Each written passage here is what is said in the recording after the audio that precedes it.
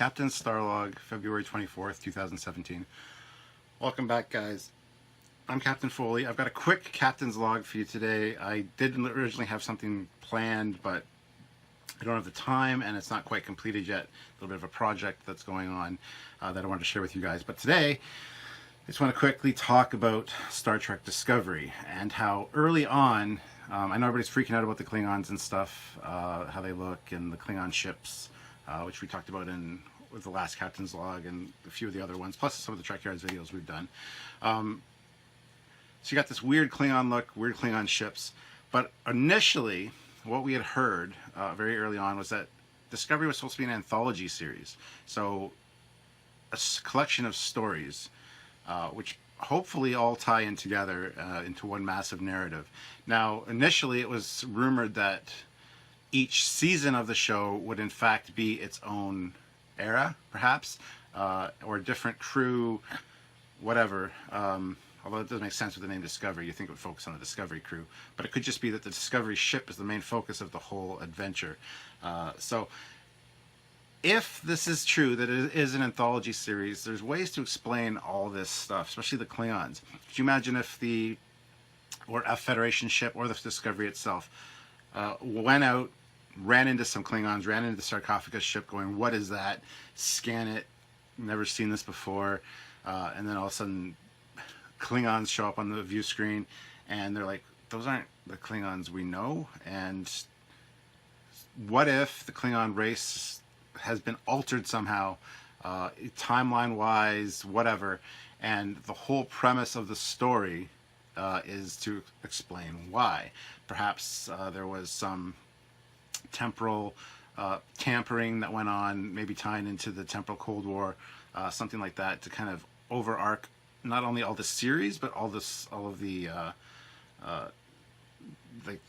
the iterations of Star Trek. It'd be cool to tie in the temporal Cold War from Enterprise, and know for a fact that the Klingons are supposed to be a certain way, supposed to look the way that they do in TOS and TNG. You know, the augment virus exists. The Federation's aware of all this, but the ship shows up, and all the Klingons that we know and are familiar with are gone. Is it theoretically possible that the whole premise of Discovery is to find out what happened, and either try to fix it or have a perfectly plausible explanation for why the Klingons are totally different than what we know? Could it be that only they were affected in this timeline? Could it be that we've talked about, these are Klingons from the very, very distant future coming back? Could tie in a little bit with this other wireframe ship that we saw in the teaser, which a lot of people are rumoring to be the Shenzhou. Could it be that that is also a ship from the future that becomes involved in this whole situation with the Discovery and its crew? There's so many explanations once you put in that anthology aspect to it, that each season could be its own era and story arc, and they all tie into one mass narrative. I think that'd be a fantastic way to rectify the problems that we've seen so far. A lot of people are saying, well, change is change and change is good, and I agree with that. I really do. So as long as we've said all along, if the storytelling is good, I have no problem with things looking different. I don't want it to be a reboot, but if it is, please tell us right off the hop. But I think to tie in kind of a reboot aspect with the Prime timeline, and have like the Federation officers being like, those are not Klingons, going to their databanks, and even their databanks have been changed, their memories haven't, or perhaps their databanks still reflect the Klingon ship design, Klingon look, and the whole mystery is to solve why that happened. I think that would make for a fantastic story arc, and I think that would work, personally. What do you guys think about the anthology idea? Is it something that you would want to see? I think, like I said, this was mentioned very early on as rumors, and then it kind of faded away and kind of got forgotten about. And we didn't actually touch on it when we talked about the Klingons prior. So just spitballing here and just thinking out loud, I think that would solve a lot of the issues, and make it make a good story arc and plot for a new Star Trek series. I think that'd be beautiful, actually. And then it could work out that at the end the Klingons get restored or whatever. Maybe we just keep these Klingons because it's the new look that they want to go for. As long as they kind of explain away what happened, I have no problems with it. I just wanted to get your thoughts on that. Like I said, it's going to be a very quick Captain's Log. I just don't have the time this week to really put one together, but I still wanted to make something for you guys. The project that I have coming up that I want to talk to you about, I think you guys are really going to enjoy, and I really want to put a lot of attention and detail into it, so I really want to do it properly and do it justice. So I didn't want to kind of break it down into parts. I want to cover it all in one episode. So I apologize that this Captain's Log is shorter, but it could be good. It could get more views because it's shorter. I know I tend to ramble, and usually about 25 to 30 minutes or more for a Captain's Log, and not a lot of people want to sit through all that. So something else I want to talk about. Just recently I saw an interview with William Shatner. Okay, I love Kirk to pieces. He's an awesome captain. He's one of my favorite characters. If not, he is my favorite character. I just might as well say it. But just saw a recent interview with him, and they were talking about his favorite episode, which he said throughout the years has always been The City on the Edge of Forever. And it is a fantastic episode. As I've said, it's not specifically Star Trek, in my opinion. It's a great Star Trek episode, don't get me wrong, but it's also just good sci-fi. It could be any ship, any universe, any crew, and it could make a fantastic novel, a great story, great movie, whatever.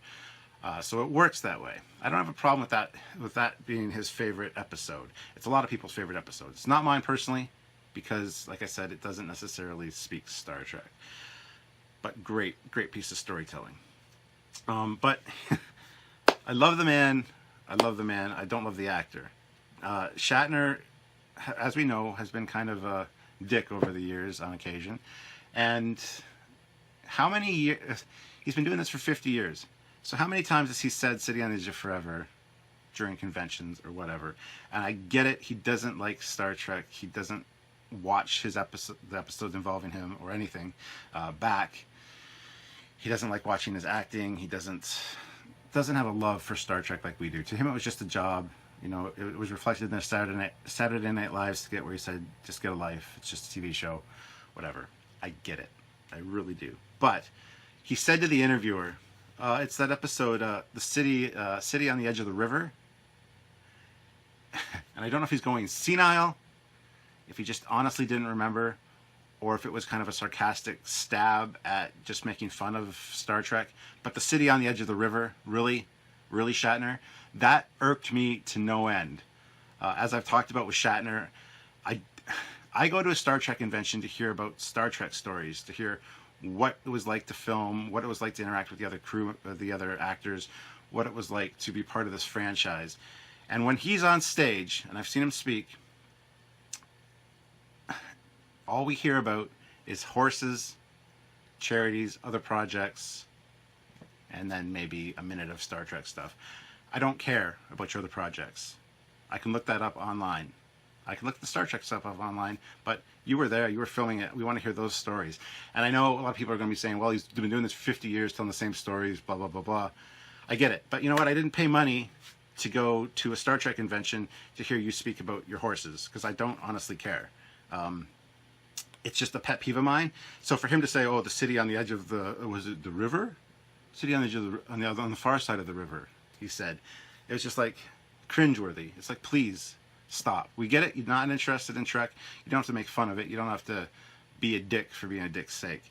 I thought that when he did his Captains documentary, at the end he kind of came to the realization that, yeah, I might not really enjoy Star Trek, but people know me for this. They appreciate me for this. They accept me for this. This is very important to their lives. At the end, he kind of came to the realization, after speaking with Patrick Stewart and all the other captains, that he's a cultural icon, and it's something that was very important to a lot of people. So he wanted to accept and embrace the role of Captain Kirk, even though he's not really into it. I get it. But to be that much of a dick in an interview, you can't tell me he forgot the name of the episode. Unless he's got dementia or Alzheimer, maybe I'll buy that. poor guy if that's the case. 'Cause that's one of the scariest things that I can imagine is having Alzheimer's and not remembering anything.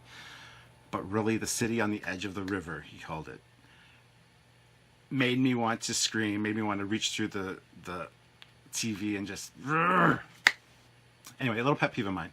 Same thing with George Takei. We get it. He talks about a few main things. He's gay. He talks about his husband. And he talks about his time at an internment camp during World War II. We understand that.